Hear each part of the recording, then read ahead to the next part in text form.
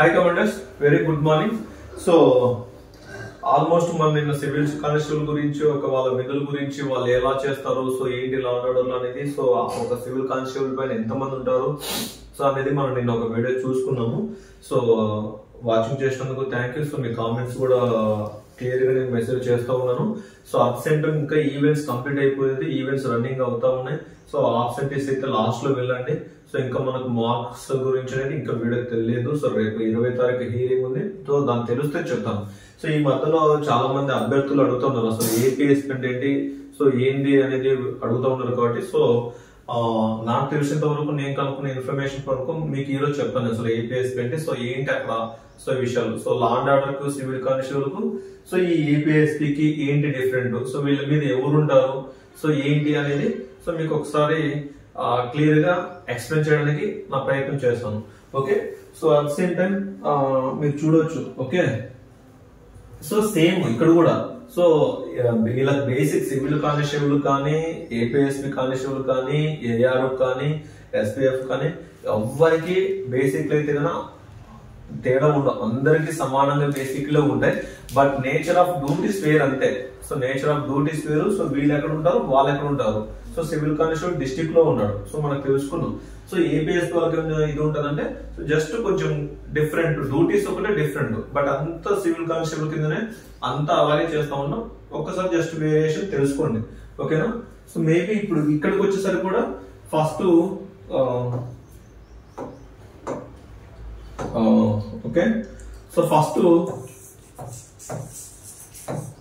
DGP sir. Okay, so DGP sir అయిన తర్వాత IGP, సరే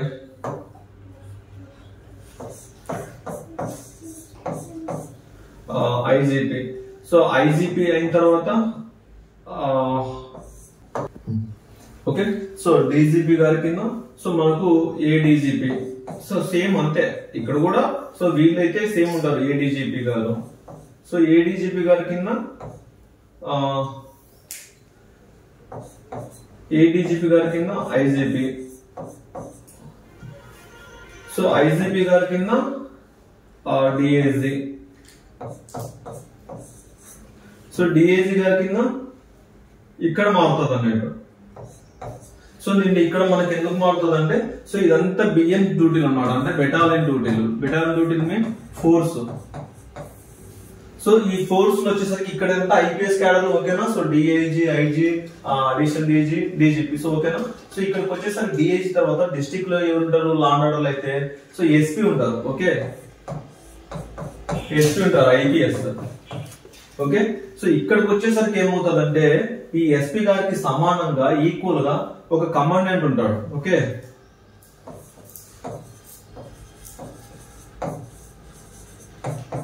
సో కమాండెంట్ ఉంటాడు. ఓకే, ఈ కమాండెంట్ ర్యాంక్ అనేది ఎలా ఉంటుందంటే సో వీళ్ళు డైరెక్ట్ ఒక్కొక్కసారి కుదిరితే కానీ ఐపీఎస్ ర్యాంక్ ఉన్న వాళ్ళని ఇవ్వచ్చు, లేదంటే డిఎస్పీ నుంచి అయిన వాళ్ళ నుంచి ఇవ్వచ్చు. సో మాక్సిమం ఎలా ఉంటదంటే సో ఆర్ఎస్ఐ లెవెల్ నుంచి వచ్చింటారు వీళ్ళు. ఓకే, సో ఆర్ఎస్ఐ నుంచి వచ్చింటారు. అసలు ఆర్ఎస్ఐ ఏంటి, కమాండెంట్ ఏంటంటే సో మీకు ఎక్స్ప్లెయిన్ చేస్తాను, ఒకసారి గమనించవచ్చు. సో చాలా మంది రేపు వెళ్ళిన తర్వాత సో ఏంటి మా తెలియదు కదా మా కమాండెంట్ అంటే ఎవరు అనేది, అంటే so equal to SP rank. But ఏంటి కమాండెంట్ కింద ఎవరు ఉంటారు, సో అడిషనల్ కమాండెంట్ ఉంటారు. ఓకే, అసిస్టెంట్ కమాండెంట్ అని కూడా వచ్చు, లేదంటే డీసీ గారు అంటారు, డిప్యూటీ కమాండెంట్ అంటారు. ఓకే, సో మీకు క్లియర్ గా సో డీసీ సాబ్ అంటారు, అంటే ఏడీసీ. ఓకే, ఏడీసీ అంటే అడిషనల్ కమాండెంట్. ఓకే, సో ఈయన కింద సో ఈ అడిషనల్ కమాండెంట్ కింద ఎవరు ఉంటారు, సో అడిషనల్ కమాండెంట్ అంటే మీకు మళ్ళీ ఇక్కడ అడిషనల్ ఎస్పీ. సో మళ్ళీ మీరు కొత్తగా ఏం లేదు. సో ఏడి అడిషనల్ కమాండెంట్ అంటే సో ఏఎస్పీకి ఈక్వల్ గా ఉంటారు. ఓకే, సో ఏఎస్పీకి సమానంగా. సో తర్వాత ఈ ఏఎస్పీ కింద ఎవరు ఉంటారు, సో ఈ డిఎస్పీని. Okay, so DSP. So DSP గారిని ఏం పిలుస్తారు, డిప్యూటీ సూపరింటెండెంట్ ఆఫ్ పోలీస్ ఎక్కడ పిలుస్తారు, ఇక్కడ డిఎస్పీ కింద డిప్యూటీకి అసిస్టెంట్ కమాండెంట్ అని పిలుస్తారు. ఓకే, ఒక్కసారి so okay so almost RI అంటారు ఇక్కడ.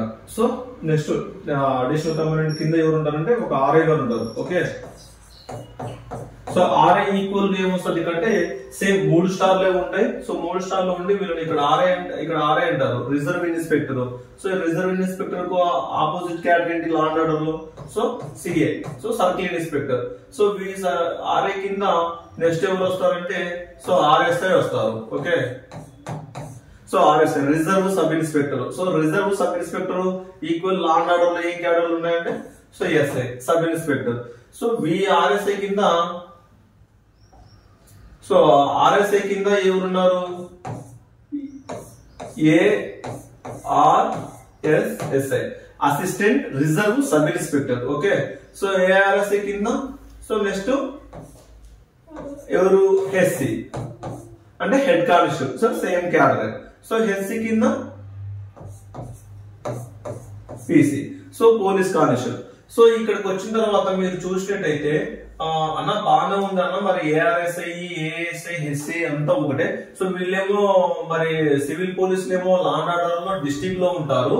సో మరి మేము ఎక్కడ ఉండొచ్చు? సో మా డ్యూటీలు ఏంటి, అసలు మేమేం చేస్తాము అంటే కన్నా సో డిఫరెంట్ అదే చెప్పాను అనమాట కంప్లీట్ గా. సో సివిల్ వేరు,